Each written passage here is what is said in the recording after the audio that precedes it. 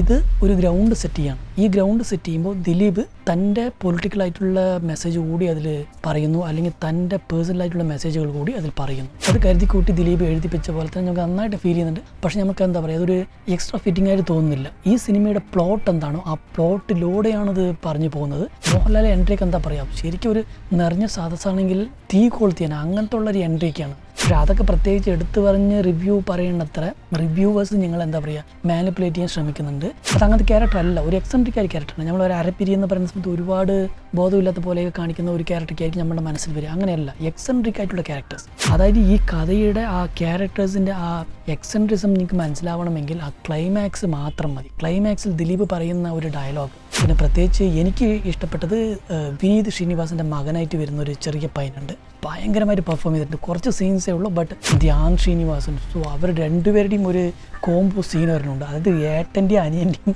ഒരു കോംബോ സീനുണ്ട്. പിന്നെ പല ഊളകളും ഈ ക്രിഞ്ചാണെന്നൊക്കെ പറയാം. അങ്ങനെ ഒരു സംഭവത്തിലില്ല. ക്രിഞ്ച് എന്ന് പറയുന്നത് ഇപ്പോഴാണ് എനിക്ക് പെട്ടെന്ന് ഓർമ്മ വന്നത്. അതായത് ഈ CID മൂസയിൽ നമ്മളുടെ സലീം കുമാർ ചെയ്യുന്ന ഒരു ക്യാരക്ടറുണ്ട്. ആ ക്യാരക്ടറിൻ്റെ കൂടെ നിൽക്കുന്ന സമയത്ത് ദിലീപും കൂട്ടരും ചെയ്യുന്ന ഒരു തമാശക്കില്ല, അതിൻ്റെ ഒരു ഫുൾ ലെങ്ത്താണ് ഈ സിനിമ. പക്ഷേ മോഹൻലാലിൻ്റെ ഒരു ത്രൂ ഔട്ട് ക്യാരക്ടർ ഈ സിനിമയില്ല. സെക്കൻഡ് സിനിമ, ഇതിൻ്റെ സെക്കൻഡ് പാർട്ടിൽ വരുന്ന ഒരു ക്യാരക്ടറിന് ഇവിടെ പ്ലോട്ട് ബിൽഡ് ചെയ്ത് കൊടുത്തിരിക്കുകയാണ് ഇതിൽ ചെയ്തിരിക്കുന്നത്. തിയേറ്ററിൽ പോയി കാണാൻ പറ്റിയ സിനിമ തന്നെയാണ്. ഞാൻ 150 രൂപ കൊടുത്താണ് സിനിമയ്ക്ക് പോയത്. ആ 150 രൂപയ്ക്ക് ഒരു കോട്ടവും തട്ടിയിട്ടില്ല. നമസ്കാരം, ഞാൻ ജീവൻ കുമാർ വിശ്വകർമ്മൻ. നിങ്ങൾ കണ്ടുകൊണ്ടിരിക്കുന്നത് ഏലിയൻ ബ്രെയിൻ മലയാളം. പപ്പ എന്ന സിനിമയുടെ റിവ്യൂ. സിനിമ കണ്ട് വന്നെത്തിയതേ ഉള്ളൂ. ഇന്നാണ് സിനിമ റിലീസായത്. എൻ്റെ ഷോ ഉച്ചയ്ക്ക് 2 മണിക്കായിരുന്നു. 2 മണിക്ക് സിനിമ പോയിട്ട് വന്നു, ഫ്രഷായി റിവ്യൂ ചെയ്യാൻ നിൽക്കുന്നു.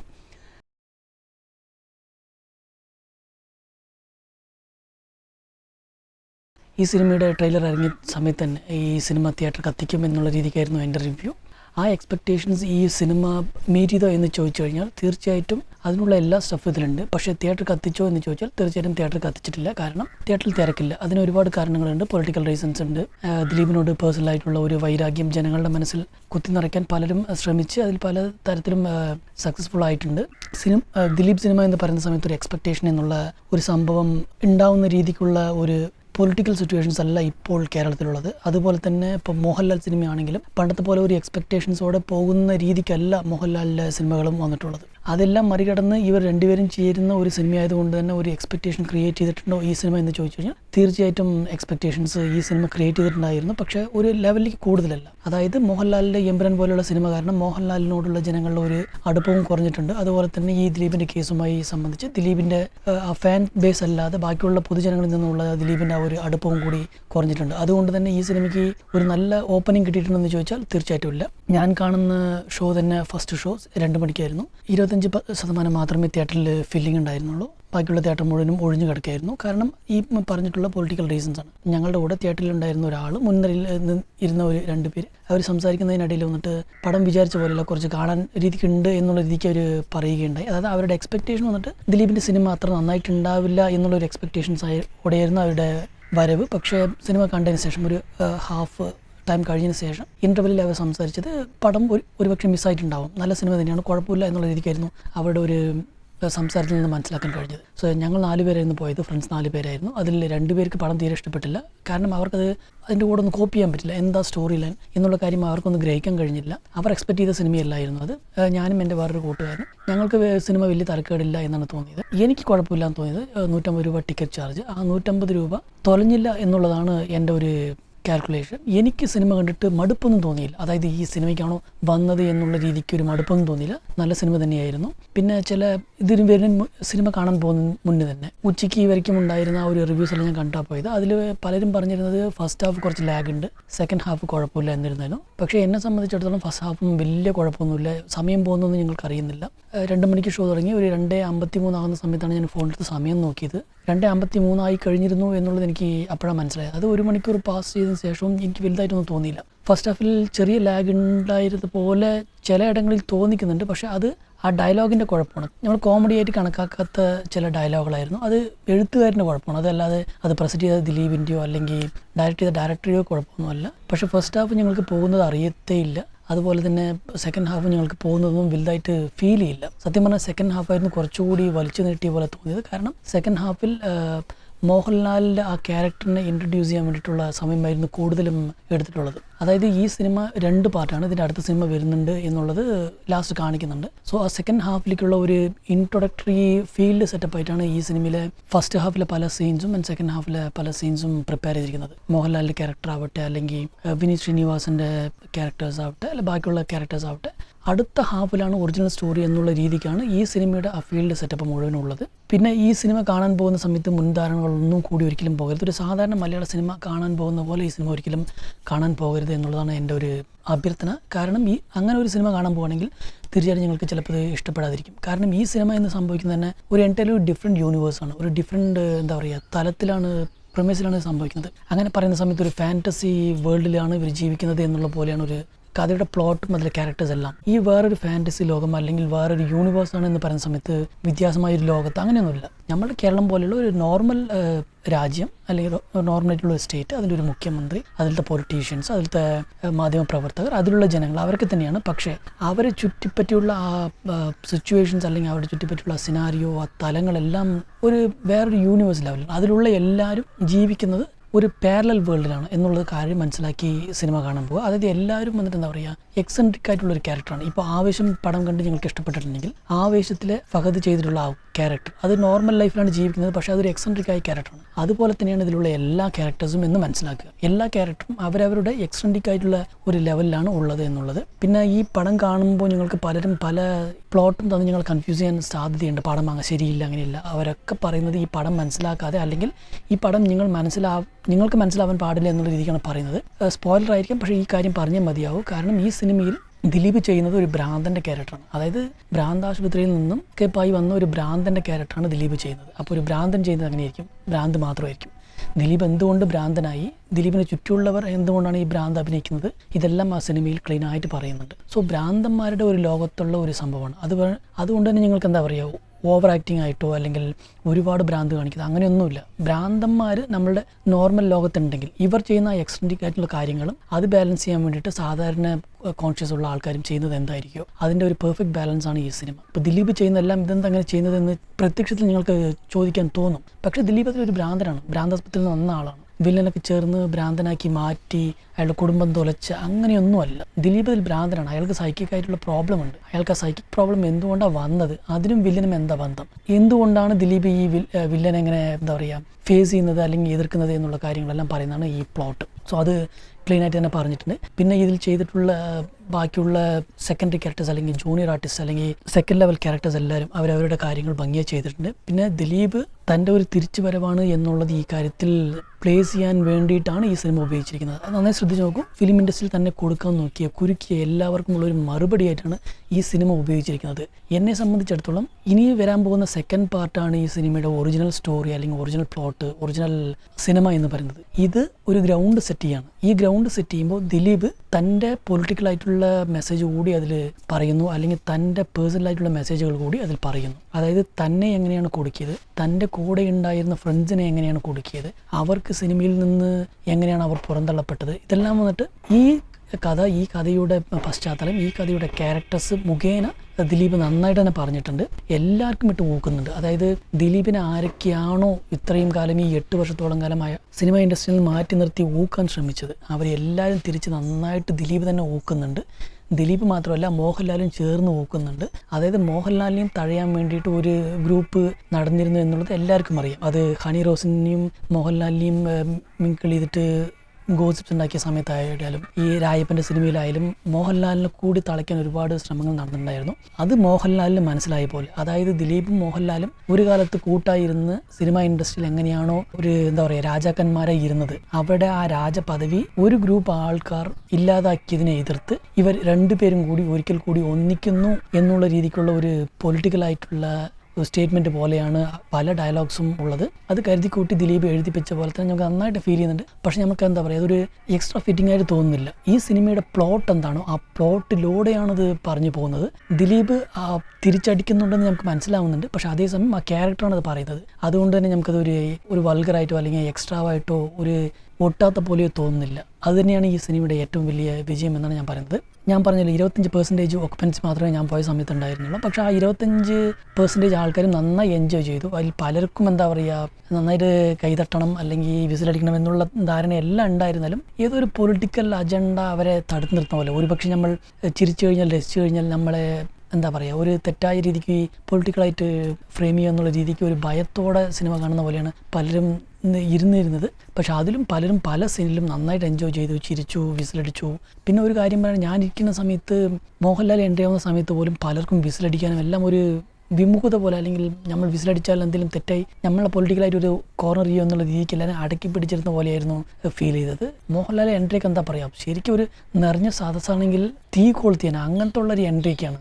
ഈ അടുത്ത കാലത്ത് എന്നെ സംബന്ധിച്ചിടത്തോളം അടുത്ത ഈ കഴിഞ്ഞൊരു 10 കൊല്ലത്തിനുള്ളിൽ മോഹൻലാലിന് കിട്ടാൻ പറ്റിയ ഏറ്റവും എന്താ പറയുക മാസ്സായിട്ടുള്ള എൻട്രിയാണ് ആ സിനിമയിൽ ഉണ്ടായിരുന്നത്. എന്നിട്ട് പോലും ജനങ്ങൾക്ക് കൈതട്ടി ആഘോഷിക്കാനോ അല്ലെങ്കിൽ വിസിലടിക്കാനോ ഒന്നും ഒരു വിമുഖത പോലെ. അതിന് കാരണം ഇപ്പോൾ ഉള്ള പൊളിറ്റിക്കൽ സ്റ്റാൻഡാണ്. ഈ പൊളിറ്റിക്കൽ സ്റ്റാൻഡ് ഇല്ല എങ്കിൽ ഈ സിനിമ എന്താ പറയുക ഒരു വേറൊരു ലെവലിലേക്ക് പോകേണ്ട ഒരു സിനിമയായിരുന്നു. പിന്നെ ഞാൻ ഈ സിനിമയ്ക്ക് പോകുന്നതിന് മുന്നേ സിനി ഫൈലിൽ നിന്നുള്ള ഉണ്ണികൃഷ്ണൻ്റെ ഒരു വീഡിയോ കണ്ടിട്ടുണ്ടായിരുന്നു. ഗോകുലം ഗോപാലകൃഷ്ണനെയൊക്കെ കുറ്റം പറഞ്ഞുകൊണ്ടൊരു സ്റ്റാർട്ടിങ് പറയുന്നത്, അത്തരത്തിലുള്ള ഓള റിവ്യൂസ് എല്ലാം സിനിമയിൽ ഉണ്ണികൃഷ്ണൻ ഞാൻ അത്ര അങ്ങനെ ഓളയാണെന്ന് വിചാരിക്കുന്നില്ല. പക്ഷേ അദ്ദേഹം ഒരു എന്താ പറയുക ലിബറലിസ്റ്റ് ആണെന്നുള്ള ചില ഇതുപോലെയുള്ള ഈ ചപ്പ ഡയലോഗുകളെല്ലാം നമുക്ക് മനസ്സിലാവും. ഗോകുലം ഗോപാലൻ്റെ എൻട്രിയൊക്കെ കളിയാക്കുന്ന പോലെ പറയുക, അതിനൊന്നും ഒരൊറ്റ ആവശ്യമില്ല. കാരണം ഗോകുലം ഗോപാലൻ ഇതിൻ്റെ പ്രൊഡ്യൂസറാണ്. അപ്പോൾ എല്ലാ പ്രൊഡ്യൂസേഴ്സും സാധാരണ ഏതെങ്കിലും സിനിമയിലൊരു ക്യാമിയോ പോലെ വരാറുണ്ട്. അതുപോലെ ഗോകുലം ഗോപാലിന് വന്നു ഡാൻസ്, അത്രയേ ഉള്ളൂ. പക്ഷേ അതൊക്കെ പ്രത്യേകിച്ച് എടുത്തു പറഞ്ഞ് റിവ്യൂ പറയേണ്ടത്ര റിവ്യൂവേഴ്സ് നിങ്ങൾ എന്താ പറയുക മാനിപ്പുലേറ്റ് ചെയ്യാൻ ശ്രമിക്കുന്നുണ്ട്. സിനിമ കണ്ട എല്ലാവർക്കും നന്നായിട്ട് അറിയാം. അതായത് ലിബറലിസ്റ്റ് അല്ലെങ്കിൽ ദിലീപിനെതിരെ സംസാരിക്കുന്ന ആൾക്കാർക്ക് പോലും സിനിമ നന്നായിട്ടുണ്ട് എന്നുള്ള കാര്യം മനസ്സിലാവുന്നത്. ഒരുപാട് നന്നായിട്ടില്ലെങ്കിലും കുറ്റം പറയാനുള്ള ഒരു വസ്തുവും ഈ സിനിമയിലില്ല എന്നുള്ളത് എല്ലാവർക്കും അറിയാം. അതുകൊണ്ടാണ് ദിലീപിനെതിരെ ഇതുവരെ സംസാരിച്ചിരുന്നവർ പോലും ഇപ്പോൾ റിവ്യൂ പറയുന്ന സമയത്ത് അത് കുറ്റം പറയാത്തത്. കുറ്റം പറഞ്ഞു കഴിഞ്ഞാൽ നന്നായിട്ട് താങ്ങ് കിട്ടുന്ന അറിയാം. സിനിമ ജനങ്ങൾ കണ്ടു തുടങ്ങിയാൽ ഇനി ഈ സിനിമ OTT വരുന്ന സമയത്ത് എന്നെ ചോദിച്ചാൽ നല്ല ഹിറ്റായിരിക്കും, അല്ലെങ്കിൽ ജനങ്ങൾക്ക് മുഴുവൻ ഇഷ്ടപ്പെടും. ആരൊക്കെ സിനിമ കാണില്ല എന്ന് പറഞ്ഞ് വീമ്പിളക്കി അവരെല്ലാവർക്കും ഈ സിനിമ ഇഷ്ടപ്പെടും, കാണുകയും ചെയ്യുന്നുള്ളത് ഉറപ്പ് തന്നെയാണ്. ഇനി വരുന്ന ദിവസങ്ങളിൽ ഈ സിനിമ നന്നായിട്ട് റൺ ചെയ്യും എന്നുള്ളത് തന്നെയാണ് എൻ്റെ ഒരു വിശ്വാസം. കാരണം ആദ്യമായിട്ട് നിങ്ങൾക്ക് പോകുന്ന സമയത്ത് പ്ലോട്ട് മനസ്സിലാവാതെ ഇരിക്കാം. പക്ഷേ ഈ സിനിമയുടെ പ്ലോട്ട് എന്ന് പറയുന്നത് അങ്ങനെ മനസ്സിലാകാത്ത പ്ലോട്ടൊന്നുമല്ല. എക്സെൻട്രിക് ആയിട്ടുള്ള ക്യാരക്ടേഴ്സ്, അതായത് ഭ്രാന്തനും അവനെ ചുറ്റിയുള്ള ഭ്രാന്ത് പിടിച്ച ക്യാരക്ടേഴ്സും നോർമലായിട്ട് ഉള്ള ജനങ്ങളുടെ ഇടയിൽ ആ ലോകത്തിനെ അവരെങ്ങനെയാണ് ഇളക്കി മറിക്കുന്നത്, അല്ലെങ്കിൽ അതിലേക്ക് ഇവരുടെ എന്താ പറയുക ഒരു എൻട്രി എങ്ങനെയായിരിക്കും എന്നുള്ളതാണ് ഈ സിനിമയിൽ പറഞ്ഞിട്ടുള്ളത്. പിന്നെ ഒരുപാട് കഥയ്ക്കുള്ളിലേക്ക് പോകാൻ പറ്റില്ല. നിങ്ങൾ തിയേറ്ററിൽ പോയി കാണൂ, പടം നിങ്ങൾക്ക് തീർത്തും ഇഷ്ടപ്പെടും. മുൻവിധിയൊന്നും ഇല്ലാതെ പോയി സിനിമ കാണുക.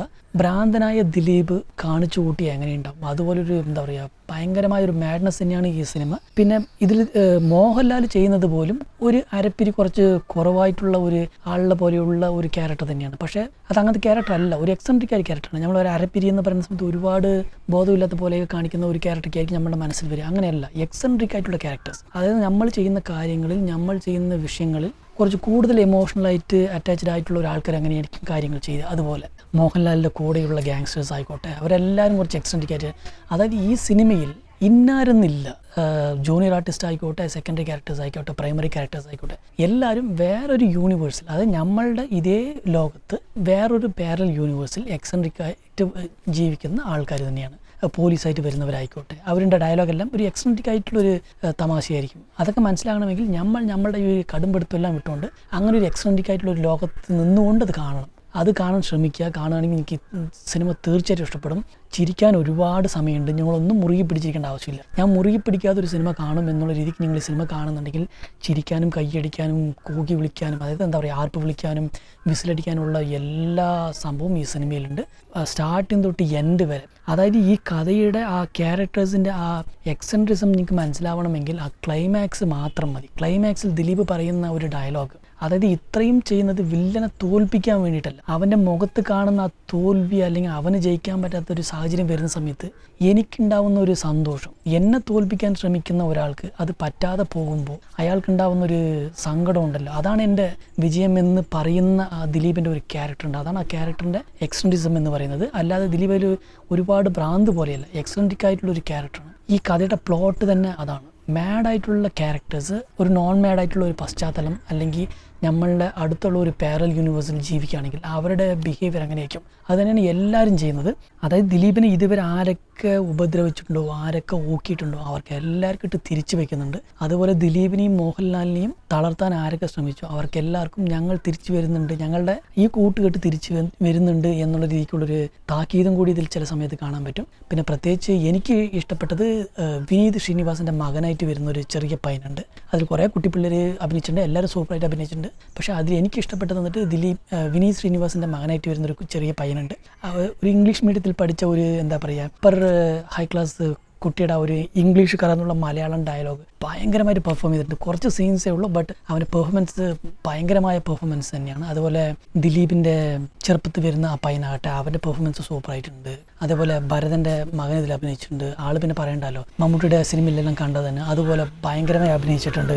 ബൈജു പിന്നെ പറയേണ്ട ആവശ്യമില്ല. ആൾ എന്താ പറയുക, ആ വില്ലൻ ക്യാരക്ടർ തകർത്ത് ചെയ്തിട്ടുണ്ട്. എന്താ പറയുക, നമ്മളുടെ ശരിക്കുള്ള സീമിന് പോലും നന്നായിട്ട് ആഞ്ഞു വെച്ചിട്ടുണ്ട് എന്നുള്ള രീതിക്ക് നമുക്ക് പലപ്പോഴും തോന്നിപ്പോകുന്ന രീതിക്ക് ബൈജു അടിപൊളിയായിട്ട് അഭിനയിച്ചിട്ടുണ്ട്. വിനീത് ശ്രീനിവാസൻ, ധ്യാൻ ശ്രീനിവാസൻ, സോ അവർ രണ്ടുപേരുടെയും ഒരു കോംബോ സീൻ വരുന്നുണ്ട്. അതായത് ഏട്ടൻ്റെയും അനിയൻ്റെയും ഒരു കോംബോ സീനുണ്ട്. ആ ചിരിച്ചു ഊപ്പാടിളകി. സത്യം പറയുക, വിനീത് ശ്രീനിവാസനും ധ്യാൻ ശ്രീനിവാസനും എനിക്ക് വലിയ എന്തൊരു ഇതൊന്നും ഉണ്ടായിരുന്നില്ല. നെപ്പോട്ടിസം അല്ലെങ്കിൽ അച്ഛൻ്റെ ഒരു അഡ്രസ്സിൽ വന്ന രണ്ടുപേരായിരുന്നു. അതിൽ വിനീത് ശ്രീനിവാസനെങ്കിലും കുറച്ച് കഴിവൊക്കെ കാണിച്ച ഒരാളാണ്. പക്ഷേ ധ്യാൻ ശ്രീനിവാസൻ കഴിവില്ലാതെ ഇൻ്റർവ്യൂ മുഖേന തന്നെ ഹിറ്റായ ഒരു നടനാണ്. ആ കാര്യം ഇതിൽ രണ്ടുപേരും അങ്ങോട്ടും പറഞ്ഞുള്ളൊരു കോംബോ സീൻ വരുന്നുണ്ട്. സോ ആ തിയേറ്റർ മുഴുവൻ ചിരിച്ച് മറിഞ്ഞു. അത്രയും സൂപ്പറായിട്ടുള്ളൊരു സീനായിരുന്നു. സോ ഇങ്ങനെ നിങ്ങൾക്ക് എന്താ പറയുക, ഈ പടത്തിൽ നിങ്ങൾക്ക് ഇഷ്ടപ്പെടില്ല എന്ന് പറയാൻ ഒരൊറ്റ കാര്യം മാത്രമേ എനിക്കും തോന്നിയതുള്ളൂ. ചില ഡയലോഗുകൾ ജോക്കല്ല. അത് ജോക്ക് മുഖേന പറയുകയാണെങ്കിലും നമ്മൾ നോർമലി സംസാരിക്കുന്ന ഡയലോഗുകൾ നോർമലി സംസാരിക്കുമ്പോൾ പോലും നമുക്ക് എന്താ പറയുക ബോറായിട്ട് തോന്നുന്ന കാര്യങ്ങളാണ്, അല്ലെങ്കിൽ അതൊരു ജോക്കായിട്ട് തോന്നാത്ത കാര്യങ്ങളാണ്. അത് ജോക്ക് വരേണ്ട ഇടത്ത് വെക്കുന്നതാണ് കുറച്ച് ഇതായത്. പക്ഷേ അത് നിങ്ങൾ ഈ സിനിമയെ ലാഗ് ചെയ്ത് സിനിമയുടെ ഫ്ലോനെ ലാഗ് ചെയ്യുന്നില്ല. ആ ഡയലോഗ് അവിടെ ആവശ്യമില്ലായിരുന്നു. അത് കട്ട് ചെയ്തിട്ടുണ്ടെങ്കിലും കുഴപ്പമില്ല എന്നുള്ള ഡയലോഗ്സ് മാത്രം, അത് മാത്രമേ ഇതിൻ്റെ പ്രശ്നമുള്ളൂ. ബാക്കി ഒരു പ്രശ്നം ഇതിൽ കാണുന്നില്ല. പിന്നെ പല ഓളകളും ഈ ക്രിഞ്ചാണെന്നൊക്കെ പറയാം. അങ്ങനെ ഒരു സംഭവത്തിലില്ല. ക്രിഞ്ച് എന്ന് പറയുന്നത് ഒരു ഡയലോഗ് നിങ്ങൾക്ക് ആവശ്യമില്ല, ഒരു സീൻ ആവശ്യമില്ല, അല്ലെങ്കിൽ അതൊരു 5 സെക്കൻഡ് മതിയായിരിക്കും. ആ 5 സെക്കൻഡിന് നിങ്ങളൊരു 50 സെക്കൻഡ് അല്ലെങ്കിൽ ഒരു 5 മിനിറ്റൊക്കെ വലിച്ചു നീട്ടിക്കൊണ്ടു പോകുന്നതാണ് ക്രിഞ്ച് എന്ന് പറയുന്നത്. സോ ആ ഒരു സംഭവം ഇതിലില്ല. അങ്ങനത്തെ ഒരു ക്രിഞ്ചൊന്നും ഇതിലില്ല. ആ 5 സെക്കൻഡ് ഡയലോഗ് വരുന്നുള്ളൂ. ആ ഡയലോഗ് ഇവിടെ ആവശ്യമില്ല എന്നുള്ളതാണ് പറഞ്ഞു വരുന്നത്. സിനിമയെ സംബന്ധിച്ചിടത്തോളം നിങ്ങൾക്ക് നന്നായി ഇഷ്ടപ്പെടും. നിങ്ങൾ മുൻവിധിയൊന്നുമില്ല സിനിമ കാണാൻ പോവുക. ഒരു എക്സ്ട്രൻറ്റിക് ആയിട്ടുള്ള ഒരു പശ്ചാത്തലത്തിൽ, എക്സ്ട്രൻറ്റിക് ആയിട്ടുള്ള ഒരു പാരൽ യൂണിവേഴ്സിറ്റിയിൽ ഭ്രാന്തന്മാരായ ക്യാരക്ടേഴ്സ് ചെയ്ത് കൂട്ടുന്ന ഒരു സിനിമയാണെന്ന് ആലോചിച്ചുകൊണ്ട് പോവുക. ഞങ്ങൾക്ക് നന്നായി ഇഷ്ടപ്പെടും. ചിരിച്ചിരി ചോപ്പാടളകും. ഇപ്പോഴാണ് എനിക്ക് പെട്ടെന്ന് ഓർമ്മ വന്നത്. അതായത് ഈ CID മൂസയിൽ നമ്മളുടെ സലീം കുമാർ ചെയ്യുന്ന ഒരു ക്യാരക്ടർ കണ്ടില്ല, ആ ക്യാരക്ടറിൻ്റെ കൂടെ നിൽക്കുന്ന സമയത്ത് ദിലീപും കൂട്ടരും ചെയ്യുന്ന ഒരു തമാശക്കില്ല, അതിൻ്റെ ഒരു ഫുൾ ലെങ്ത്താണ് ഈ സിനിമ. അതായത് ഒരു എക്സ്ട്രൻറ്റിക് ആയിട്ടുള്ള ക്യാരക്ടേഴ്സും അവരുടെ കൂടെയുള്ള ആൾക്കാർ ചെയ്യുന്ന ആ എക്സ്ട്രൻറ്റിക് ആയിട്ടുള്ള ഒരു സെറ്റപ്പും അത് തന്നെയാണ് ഈ മുഴുവൻ സിനിമയും. ചിരിക്കാനുള്ള ഒരുപാട് സംഭവമുണ്ട്. ദിലീപിൻ്റെ മാസ് തിരിച്ചു വരവിനുള്ള ഒരു വലിയ മാസ് പടക്കം അങ്ങനെയൊന്നുമല്ല.